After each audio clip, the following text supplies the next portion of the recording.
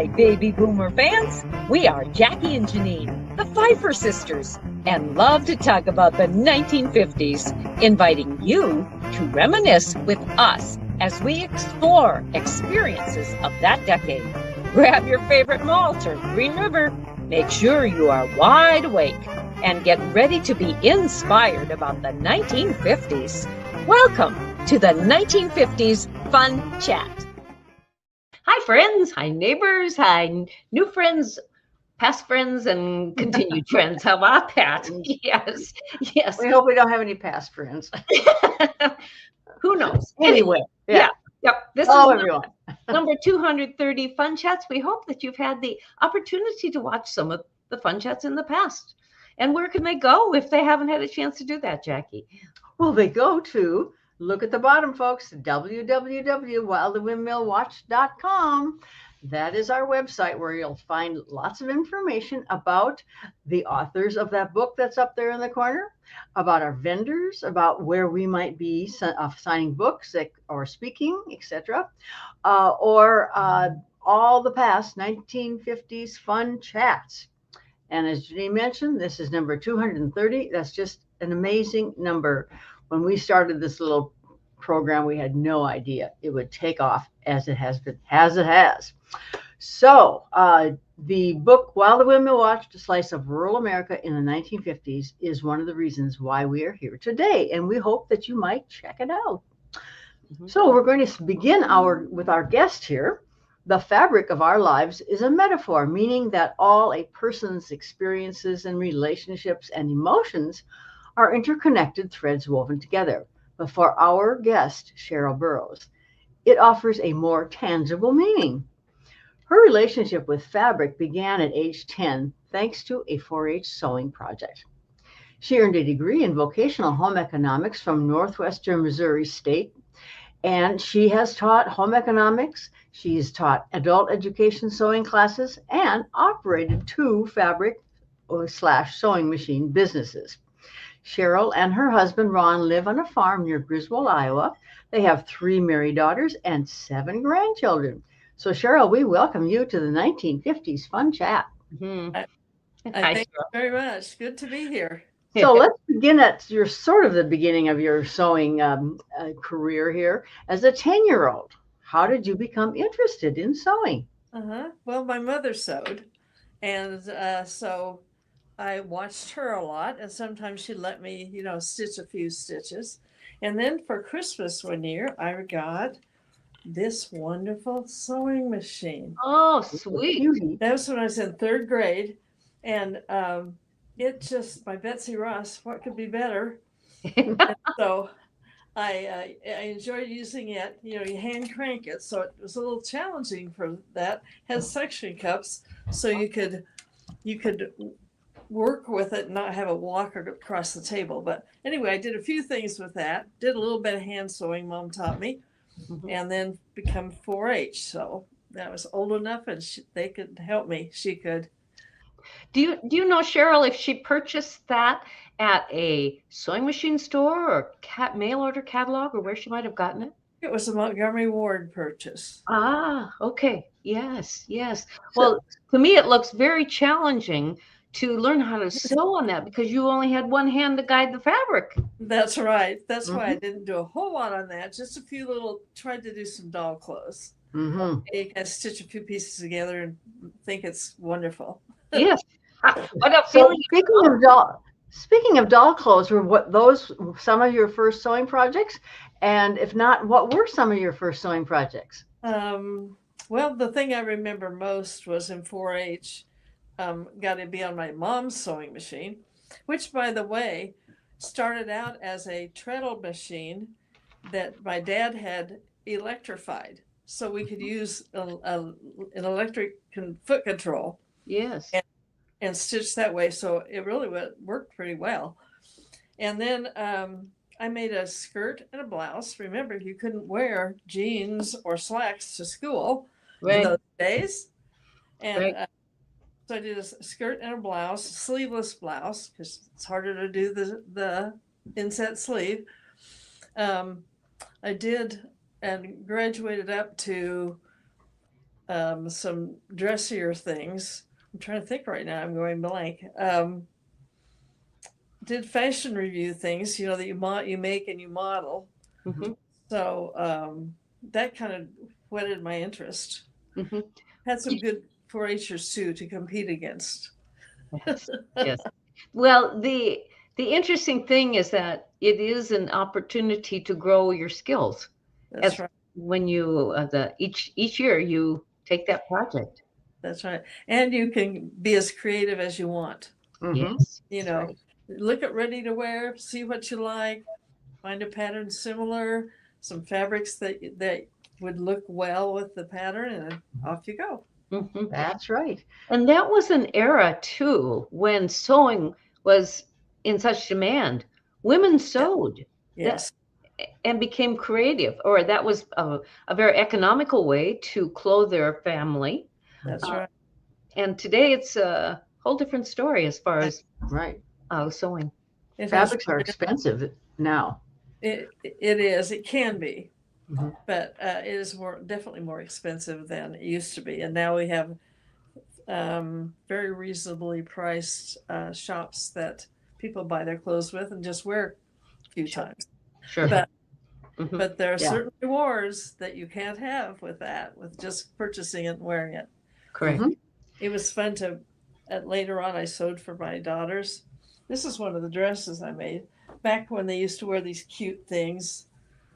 Oh, precious Cheryl. Holly Flinders. Oh, Yes. I love that. Yeah. So Goodness. Very classy. make it for one and 3 can wear it. That's right. Did they enjoy wearing what you made for them? They did. Good. The advantage of having a fabric store, fashion fabrics, but we went shopping at Market. I could find just what I wanted for them. And in fact, some of their friends go, I wish my mom sewed. Yes. I thought that was the ultimate compliment. Mhm. And So sewing entails many things like craft projects and quilts and that's right. women's undergarments to formal wear Right. to men's clothing and many other areas in between. And you showed us one of them. So tell us about some of the projects besides this one that you've constructed that are Okay. memorable. Well, actually, all those categories I've sewn in, the craft and the everything. Mhm. One of the most fun things and yet challenging was an adult ed class I taught that was for making men's leisure suits. Remember the day? Yeah, And was that the 70s or 80s or both? it was in this actually kind of both. Yeah. But we did polyester double knits. My husband had one that was lime green. Oh, Did he have the white shoes to go with it and the white belt? yeah, well, yeah. But High-heeled shoes. he didn't have those, but he would have fallen. But we had a large class, and we all they were tailored. They weren't just thrown together ones.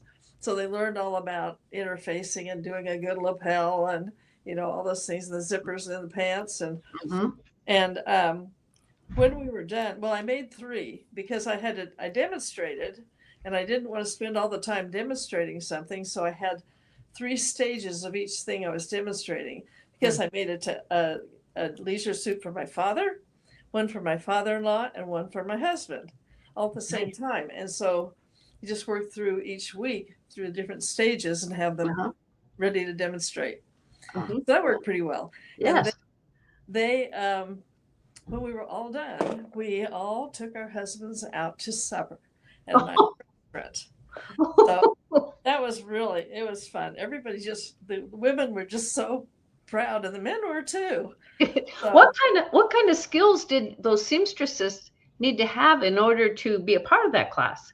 well, basically they needed to be able to listen and watch and follow through, sew straight seams, and then I showed them the techniques so they could do those, and they could work on them in class, and then they would finish them at home, bring back their garment at whatever stage it was at then, and then we would continue on. How long did the class last? We had 2-hour classes. And then it was like for how many weeks? For I'd say 8 weeks. Okay. That was doable. And when did you ever hear if the husbands appreciated what the wives made for them? Actually, yes. Good. Yeah, very proud of them, and I can't speak for all of them, but a good number of them were. They'd wear them to church, you know. Yeah. So it was good enough to wear to church. Does, Good enough. does Ron still have his? We have one of them still. Okay. Should have brought that to show you. In fact, we had a picture that was all the men together in their leisure suits, and I started looking for that, and I didn't find it in time. So, but it was a goodie. Yes. Well, very memorable. That's for sure. Mm-hmm. It was fun. So, what do you suppose? Well, first of all, I'll ask you: did you use fabric as a milliner? In other words, designing and creating headwear for women? Actually, I had one of my ladies who worked for me made those for weddings. She did Okay. bridal things. So that's what I did. I had a number of good seamstresses who had specialties, and so we could just kind of designate for them to do, and it worked well. When you were teaching home economics, was there ever anything that you felt you needed to study up on in order to teach the students in the sewing realm? No, not really. I'd had the experience before that. I mean, I had made my own wedding dress. I'd made my prom dress. I made most of my clothes because we couldn't wear jeans. Yep. They were the dresses and skirts and blouses. So I made a lot of those, as well as a lot of them for my daughters. Did all their prom dresses. And in fact, one of my daughters, the one dress she had was borrowed by 3 different people for different years or competitions. Nice. So, did your parents ever say, put you on a budget, a fabric budget for sewing? No. Okay. Yep. Could do whatever you wanted. But I suppose if I'd gotten way out of line, they would have said no. But that's an issue. And did you ever purchase fabrics through mail order catalogs, or did you usually go to retail stores? Oh, we went to retail stores. There were lots of them. You know, JCPenney had them. Spurgeon's had fabric. I can't think of the others. There were just in our county seat towns, they had a lot of fabrics. When it came, you needed to go to Council Bluffs and go to Joanne Fabrics and places like that. And then, of course, mail order did come in stronger because those stores are fading away. Yes. Yeah. But a change in small town retailing is huge in the last 50 some years. Yes, it really is. And it's crept into the county seat towns too, where it's mostly service oriented businesses rather than retail. Yes. So did you ever sew women's undergarments? Like slips and bras? Okay. Yeah. Well, tell us about that. And what were the challenges in working with that kind of fabric? Well, you had to have a machine that didn't skip stitches all the time, that had stretch stitches that could allow for the stretchability of both horizontally and vertically. Spandex garments. We made bras, we made girdles, we made... Wow. How did you go about making a girdle? Well, you just do it, follow the instructions and do it, but you have to have stretch stitch or else it'll pop, pop, pop, pop. And a very special needle on the machine. Right. That's true. Where did you get the fabric, or did you sell it? You know, I ordered that from a place in Minneapolis that had all kinds of stretch fabrics. It's called Stretch and Sew. Remember those? Oh, yes. They had patterns too, didn't they? Yes, they did. Okay. Got it started. They made a lot of our ladies made lots of underwear, and they just kept the whole family in underwear. And that, of course, didn't require the stretchy fabric. It cottons, but good elastics. So we just... Sure. Did you ever find that was a phase, but in your businesses with fabrics and sewing machines, did you ever find that the phase of sewing undergarments moved on in a number of years? Oh, yes. Yes, definitely. It was a fad, I guess you could say, although there are a lot of ladies. I guess they had enough fabric setback that they could continue on. But yeah, that just kind of faded away. Okay. And I would think bras would be something hard to make. I mean, the fitting of that had to be so precise, I would think, in order to find satisfaction in wearing it. They were harder. They were harder, but we did it. Sure. Sheryl, why did you go into business in the fabric and sewing machine business? Just wanted to do it. Wanted to do it, and there was another neighbor who was interested in the same thing, so we went into business at the same time and opened the shop. Okay. And then we, later went on to another store too. So, but had the fabrics, and then we decided we needed some sewing machines. Started out with sergers or overlock machines. Yes. They give that professional stitch like you see on garments you buy. But the thing was to find a good serger. So we went in search of that and found what I think is the best one ever made. We sold hundreds of them and taught how to use them and had classes, because that's the key. You sell it, leave them alone, they never use it. Same with sewing machines. That service is so important, the teaching of it and the continuing to grow in the ways you can use it. Then my husband became the repairman.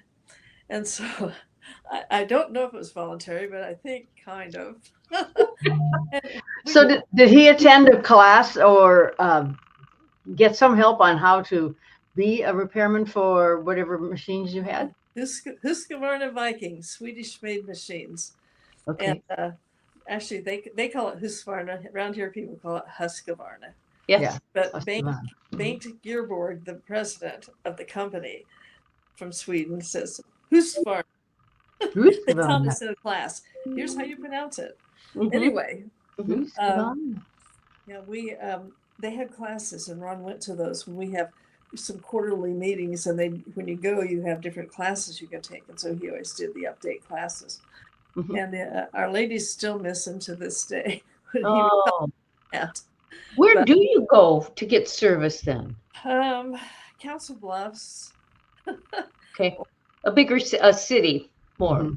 Yes. Okay. There's a whole lot local. If there is, I'm not aware of it. I would like to promote it for them if they do. I had lots of ladies who sewed for us too, and I did sewing a lot. But we've gone and I refer them. If they call me still, I'll give them a referral to people in the locality who can do those things for them, because there are still some talented seamstresses. And I imagine they want to keep expressing their love of creating with fabric too. Oh, absolutely. Yes. What really always tickles me is the gals would bring in a wedding dress, or they bring in a prom dress, and they say, "Now it shouldn't be very hard." Yeah. What do you know about this? Sometimes not the case, but anyway, we did it for them anyway. But Sheryl, did you through your business offer fashion shows? Yes, we did. Can you tell us about that? We had a few. Well, my customers would do the model, or their children would do the modeling, and they would things that they had made, and very talented customers. And so we started out having them in the basement of our store, and then we had one over at the local restaurant in town. We had one there, combined with a ready-to-wear store in town. Then we went on up to, actually we had some in Council Bluffs, but when I had the store over there too. Then we had them in a community building. Oh, okay. And that could hold a lot more people. Sure. Did you ever create fashion shows at fabric markets? No, we did never do that. Oh, okay. And then there was a time that I recall that you were carrying ready-to-wear wedding gowns. Yes. There was a designer from Kansas City who had wedding gowns, and we went to visit him and struck up a good deal. And he would actually come and narrate our wedding shows. And that was really great, because he just Sure. he just knew all about his garments, you know. Yes. Really did a professional job, so that was Was- good. We had high school girls model them Oh, from the area, and so it was a popular thing. was he strictly a designer, or did he have skills in sewing? No, he was a designer. Okay. Yeah, that's a talent all its own. I know.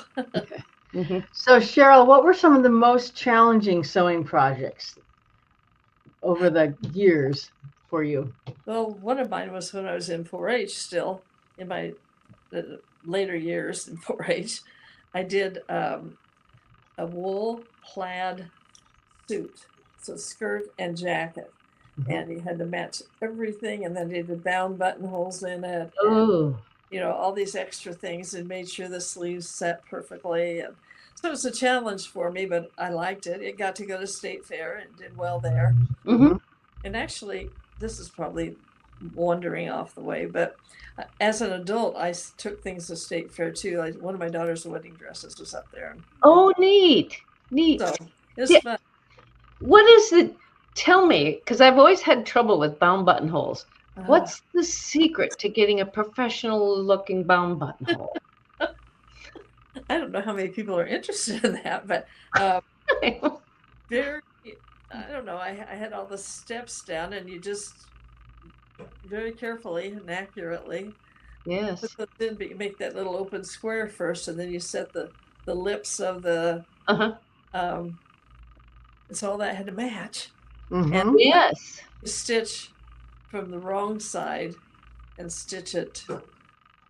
I need to show you rather than tell Yeah. you. Yes. Yes. Yeah, I could get good ones. The skill. I tended to avoid making items that needed buttons.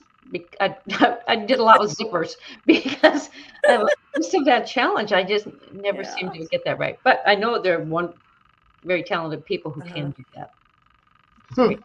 So tell us, has your sewing led you into quilting, which is very popular these days? Well, that's what the latter years that I had my store, that was where everything was going, towards the quilting. We did classes. I had other ladies teach them because I'm not very interested in it. That's terrible to say. No, that's okay. And I will, but I just don't enjoy it. I don't think it's, well, anyway. Anyway. And so I had ladies that taught the classes. It was very popular. But in my Council Bluffs store especially, we had a big following there. Okay. The quilts that I personally do are for each of my grandchildren when they graduate from high school. I do a T-shirt quilt for them. So they've collected T-shirts throughout the years, and then I form them into a T-shirt quilt. That's a popular gift, or at least it used to be a popular gift for high school graduation. It is, and I've got one to do yet this year. Oh, then are you done? No, with that project. Oh, no, I have one more after that. Okay. And are they queen size? They're more double size. Oh, okay. Well, and have you ever hand quilted? No. Or do you send them to a machine, to someone? Well, I send them to some talented machine. Sheryl, how many years were you in the fabric business or the sewing machine business? 28 years. Oh my. Yeah. Right. So we had the machines at Griswold, along with the fabrics and the bridle, ready to wear bridle. And then our custom sewing business, we did a lot of that too. Okay. And then the company Viking, Husqvarna, kept begging us to go over to Council Bluffs if they needed one over there. So you did. I went on over there with that too. I had some good help at Griswold, and so I went on over there and worked with that. We did over there mainly. We did sewing machines and wedding dresses. Out there. We didn't have fabric. A lot of what I see or have seen in the past, a lot of stores that sell sewing machines also offer vacuum cleaners. Was that something that you had thought of? No, not really. No. Okay. And some have branched out into knitting and crocheting. Yes. threads. Yeah. Right. There's just a wide variety of options that you can follow. Mhm. What it's very evident that your life in the 50s and what you've learned in the 50s and your talents in the 50s was influential as you grew into the teenage years and beyond. And that's what's so cool is that you had taken this love that you had of something and really expanded on it all through your life. I'll tell you one of the secrets. Mm-hmm. When I was and I would get in 4-H when I started, and I would get so frustrated because I had to rip out something. My mom would rip for me, and my grandma would rip for me for a while. When I just, like, I don't want to do this anymore. Yes. And then go ahead, and then it was okay. And pretty soon I'm ripping myself. But you need that. So I did that with my home ec students. When they would get to that point, some of them learned slower than others. Sure. And it needed to be corrected. So I would rip for them. And then they could go ahead and start in and get the results they wanted. Yes. Yes. Yeah, well, and ripping can be a talent all its own, and how you use that seam ripper so that you don't rip the fabric. At the same time. Sometimes. Yeah, I'm sorry, say that again, please. That happens sometimes. Yes, it does. Yeah. So how are you using this ability, your sewing ability today? Well, I am doing more, I guess it's called craft sewing, but I don't know if it really is. I started out making these little hearts like this. Oh, cute. Pretty. Just very nice. That was and what is their purpose? These I put in envelopes and send to people with good wish cards. And sorry you're ill. Or else you just give it to people, or they actually were designed to hang them on a fence post or just a bush, anything, and let people find them and take them home, just as a kind of a feel-good type. That's fun. They're fun to do. Yes. You do about scraps, Yes. I had plenty of those. Yeah. And then let me see here. Another thing that we do, and I'm really into, is making diapers from 100% t-shirts, and then we put a lot of padding, stitch a lot of padding in there, and send those over to Haiti. It's called Hearts and Hands for Haiti. And what we found is that we have missionaries over there, and they don't have diapers. Yes. You can't send portable ones disposables, because they don't have any place to dispose of it. Just the people and a small island. This island is not got any government right now, and so there are lots of robberies and murders and things. But mission is located up on a mountain, and so they're kind of self-sufficient there. And what they found out now is that they've got about 2,000 refugees who've come up from the coast to get safer. And so we send lots of peanut butter over there. That's the protein we get. And do things, but we also do these, and we do little sanitary kits, and we make little dresses for kids, and just lots of different projects. Oh, and if we have some really nice t-shirts out of a certain size, we send them to the prison there, because prisoners do not get any help. I mean, if they don't have clothes, they don't have clothes. And we send peanut butter for in there too, and just try to support them in some way. And so anyway, it's just kind of a passion. Right now we're approaching 5,000 diapers. Do you suppose they know what FFA organization is? No, I'm excited. Yeah, you'd be amazed what's on some of those. So, Sheryl, how did you get connected with this project and this group? Through your church? Well, actually, in our neighborhood, Noble Center, we have a church there called St. John's United Church of Christ. And while we don't attend that church, we attend one in Griswold. But hey, I know the people there, and I could do it. And they were doing this project. Somebody told me about it, and I said, can I join? Oh, you bet. So we have about anywhere from 16 to 20 ladies who come monthly. Oh, Very good. Oh, it's a fine-tuned little thing now. You know, you've Yeah. got the centers you work on, but also some other churches from throughout Southwest Iowa are helping with us too. It's grown a lot, and it's just so worthwhile. And people throw away their T-shirts, you know. Right, So- right. Yeah. So do the people who make little dresses for girls, do they have a pattern that uses a pillowcase? Well, no, we've done that one, but the one they're doing now is more. It's got little straps to it that overlap and button here and here. Oh, okay. And but just cute the way they put the fabrics together. So anybody's got fabrics they don't need, we take it. If they don't have T-shirts, we'll take them. Yeah, good idea. You know, make something good out of them. Yeah. Yes. It's rewarding. You're making lemonade out of what could be lemons. That's right. And the other thing that I've been involved with, and not so much right now, but I'm going to get back into it, is making mastectomy pillows. One of my former students is she says she sews because I taught her to. That makes me feel good. Yes. She was making pillows for mastectomy patients. They have to have something to kind of hold it. Yeah. Oh, okay. And that's for a neck pillow? Yeah, it's kind of that way. Yeah, I mean, it really is.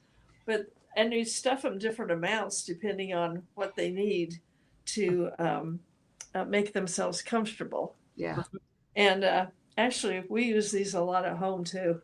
And if you need to put a leg up higher, you know, you put a pillow underneath it, and so. Sure. What do you fill those with? Just fiberfill. Oh, okay. Fiberfill, and this is and flannels. We make them out of flannels. Yes.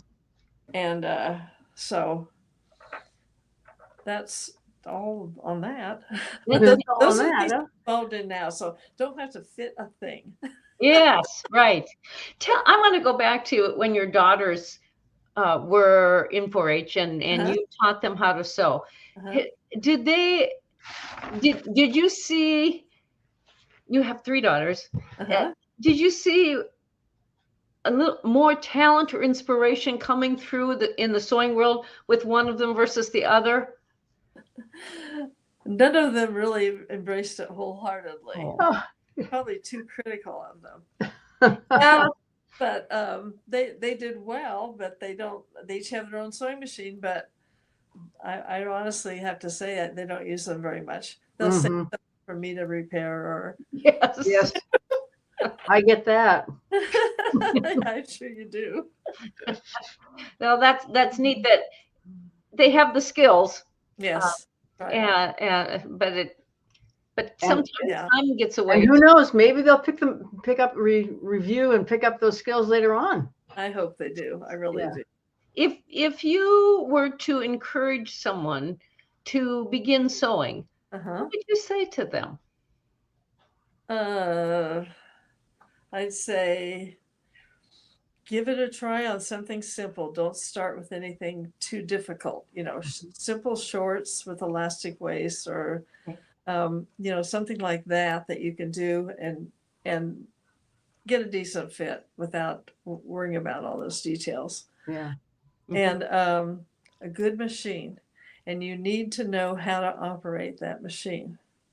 Because so that means when you buy one, if you don't buy it from a store that teaches you how to use it, then please have a friend or somebody who can mentor you. Because so many times people get a machine, they sew a little bit and it comes unthreaded. Or they have to replace the bobbin and they can't get it right and they quit. That's it. That's it for their sewing. Makes me really sad because, you know, the equipment just needs a little bit of, you know, you need to know how to do it. Sure. And keeping that equipment, I mean, it needs to be oiled occasionally, and that's part of the maintenance to keep it going. Right. But that's the main thing. Start simple, make some little craft projects or whatever appeals to you, but make sure you can operate that machine. It just makes a world of difference. Do you have any other advice for seamstresses or seamstresses who are of our generation, who maybe haven't gone to that machine or gotten it out recently for a Mhm. number of years, perhaps. Mhm. Well, I would get it out, and if you're familiar with how to do it, clean it and oil it. Follow the instructions in the manual. And a lot of times, if you can't find your book, look it up online. Mhm. They're online instruction You're books. online. That's right. And but make sure it's ready to go, and then select your project and get started. But just like me, I mean, I'm vintage, and it's fun doing these little projects. Mhm. This way, you can whip them right out and make a difference in somebody's life. So Yes. don't just sit home and feel sorry for yourself. Find something that you can do. And I heard recently that sewing, crocheting, and knitting are coming to the now generation. They just think it's cool. You know, grandma's projects, they want to do that. And I was surprised when I saw that news article. I But- hope it's true. I really So do. my little granddaughter, who's 7, will be 7 at the end of the month, wants to learn how to crochet. Okay. Well, I knit. I don't crochet. So I just bought a kit so I can learn to crochet Just before start. I teach her. That's okay. I don't know if it's at a disadvantage. I'm left-handed, like very left-handed. So my mother, the right-handed, always sat, like for handwork, she sat facing me. Ah, She would start her stitch right-handed, and I would continue it left-handed. It Mhm. worked beautifully. So I did that with my Yeah. students, is I would just idea. image the whole thing. hmm So it doesn't have to be the handicap that some think it is. hmm Yes. Well, Sheryl, this has been a wonderful conversation, especially for we vintage seamstresses. It's good to recall those wonderful memories of being taught by our mothers Right. in how to Right. sew and where we expanded on it. A lot of times through 4-H was Right. how That's right. we learned Mhm. and created our wardrobes. That's So right. thank you. Well, I've got to show you a couple more things. Okay. Oh, that's right. You do. You have something. Oh yes, I'm sorry. Okay. I've got to get There. fine. I This- love what you do. Yes. Yes. One of my customers made this for me, loving what I do. And isn't that the truth? You know, you find something that just touches your heart and you can just take it and run with it. Yep. Mhm. So now I show you my little sewing machine. I have a collection of little toy sewing machines, Oh, you do. probably about 40 or 50. Oh my word. And do they all work? Well, you know how they work. Yeah. Okay. Okay. They're not just frozen. No. But I have a display in a cabinet in my house, but Mhm. I can't show them all. But when we have a like our Heart and Hands for Haiti Mhm. fundraiser, we may have a soup supper. Guess who provides the decorations for the centers of the tables? Why not? In there, and some vintage type sewing items or little gadgets, and it's fun to contribute to that.